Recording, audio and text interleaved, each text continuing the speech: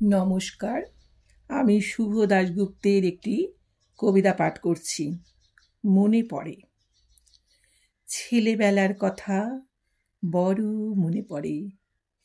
কলকাতা থেকে দূরে এখনকার বাংলাদেশ সীমান্তের এক প্রাচীন গ্রামে আমাদের বাড়ি ছিল। সবুজ সবুজ, চারপাশে কত সবুজ, কত পাখি, দুপা হাঁটলে দিঘি, পুকুর, মাইলখানেক পথ পেরিয়ে গেরুয়া রঙের সেই নদী, সেই গাছপালা, সেই পথঘাট। আজকের এই ইট কাঠ পাথরের শহরে বড় মনে পড়ে তাদের কথা। আর মাঝে মধ্যেই মনে পড়ে যায় সেই সব আশ্চর্য ভোরবেলার কথা। দুধ রঙের কুয়াশা নরম আঁচলের মতো ঘিরে থাকত। সবে আলো ফোটা অঘ্রাণের ভোরবেলার মাঠ। বাবার হাত ধরে আলপথ বেয়ে বেড়াতে বেরোতাম। চারপাশের অসীম শূন্যতা আর স্তব্ধতাকে সাক্ষী রেখে বাবা উত্তপ্ত কণ্ঠে উচ্চারণ করতেন, ওং জবাকুসুম শঙ্কাশং কাশ্যপেয়ং মহাদূতিং। সেই অপূর্ব প্রাণময় উচ্চারণ ভোরের পৃথিবীকে কি এক অলৌকিক মায়ায় আর্দ্র করে তুলত। দূর থেকে মাঠের ওপাশের ছায়াঘন পল্লী থেকে একই সঙ্গে শোনা যেত আসগার চাচার সানাই। আসগার আলী খাঁ সাহেব অপূর্ব সানাই বাজাতেন। ভোরবেলার পৃথিবী, ভোরবেলার গ্রাম, সেই কোমল পর্দাগুলিতে শান্তি আর পবিত্রতার সুরে সুরে ভিজে উঠত। খালি পায়ে ঘাসের শিশির লাগত আর বুকে লাগত দোলা। হাঁটতে হাঁটতে বাবা পৌঁছে যেতেন আসগার আলী চাচার টালি ছাওয়া ঘরের সামনে। বেড়ার দরজা ঠেলে বাবা যেই ঢুকতেন উঠোনে, দূরে দাঁড়িয়ে থাকা ছাগল দুটো ডেকে উঠত আর সানাই যেত থেমে। আসগার চাচা উঠে আসতেন ব্যস্ত হয়ে। আসেন বড় কর্তা আসেন বলে সসম্ভ্রমে গ্রামের এই প্রাজ্ঞ হিন্দু পণ্ডিত মশাইটিকে শ্রদ্ধায় বরণ করে নিতেন।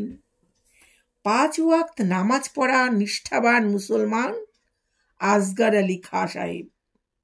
খাটিয়ার উপরে পা ঝুলিয়ে বসতেন বাবা, আমি তার কাঁধ ঘেঁষেই পাশেই।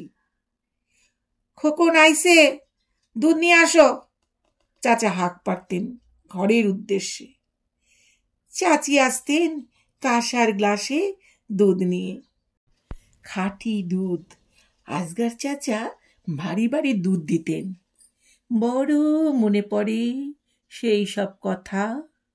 বাবা বলতেন, আসগার, সামনের বর্ষার আগে ঘরের সব টালি পাল্টে নাও, পয়সার জন্য চিন্তা করো না। আমার তো ঈশ্বরের দয়ায় অভাব নেই। না না, সংকোচ করার কিচ্ছু নেই। ও দুধের দাম থেকে শোধ বোধ হবে ক্ষণ, বুঝলে? আমি বলতাম, বাসি শুনবো চাচা। চাচা হাসতেন, বাসি নয় ছোট কর্তা, ও হলো সানাই। তোমার যখন শাদী হবে তখন বাজাবো খুব। তুমি রোজ সকালে বাজাও কেন? আমার সহজ প্রশ্নে আসগর চাচার মুখে আলো ফুটে উঠত। আকাশের দিকে হাত তুলে আসগর চাচা বলতেন, ওই দূরে সবার উপরে যিনি আছেন তারে শোনাই। সুরে সুরে বলি, শান্তি দাও, স্বস্তি দাও, ভালোবাসা দাও। আসগর চাচা বলতেন। আর বাবা উঠে পায়চারি করতে করতে গুনগুন করে গান গাইতেন, তুমি নির্মল করো মঙ্গল করে। দূর গ্রাম দেশের সেই সব হীরের টুকরোর মতো সকালবেলা বড় মনে পড়ে, খুব মনে পড়ে। এই একদিন সন্ধ্যাবেলা আমাদের বড় উঠোনের পাশে উঁচু চাতালে গানের আসর বসত। নিকুঞ্জ কাকু আসতেন। কি খোলা দরাজ গলায় যে গাইতেন ভাটিয়ালি। যেন সন্ধ্যের তারাভর্তি আকাশ আমাকে হাত ধরে নিয়ে যেত দূরের সেই গেরুয়া নদীর ঢেউয়ের মাঝখানে। কীর্তন শোনাতে মাঝে মাঝে আসতেন প্রাণবল্লভ জেঠু। মস্ত চেহারা, কপালে নাকে তিলক কাটা, চোখ বুজে দুলে দুলে গাইতেন, ছুঁয়ো না বধূ, এইখানে থাকো। আকাশে ঝকমকে চাঁদ নারকেল গাছের মাথায় দাঁড়িয়ে সে গান শুনত চুপটি করে। আর আমার চারপাশে আমি গন্ধ পেতাম, শব্দ পেতাম, যেন যমুনার তীরে রাধা কৃষ্ণের দোল লীলায় ঢুকে পড়েছি।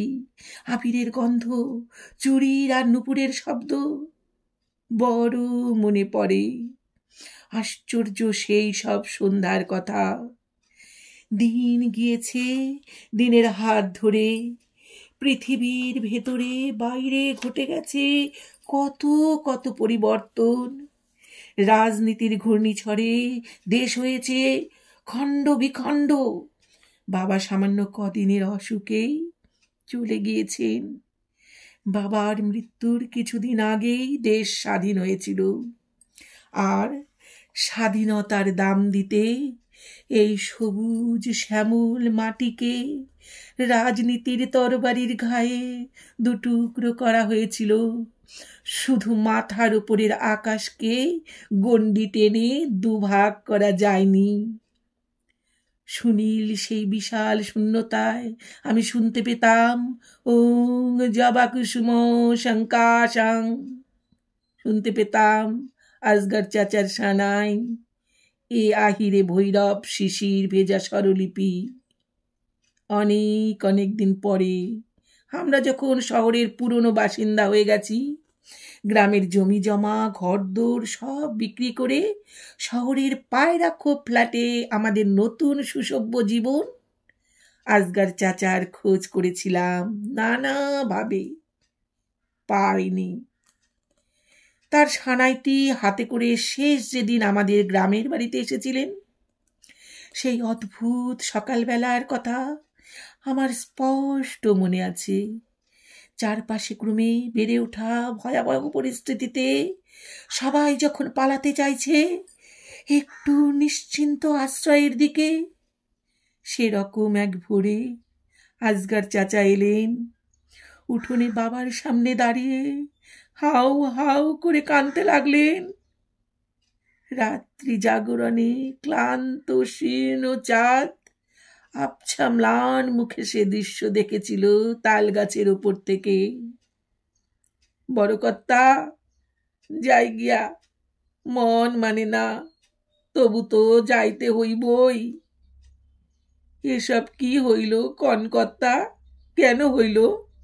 আপনাগো ছাইরা যাইতে বুক আমার ফালা ফালা হইতাছে।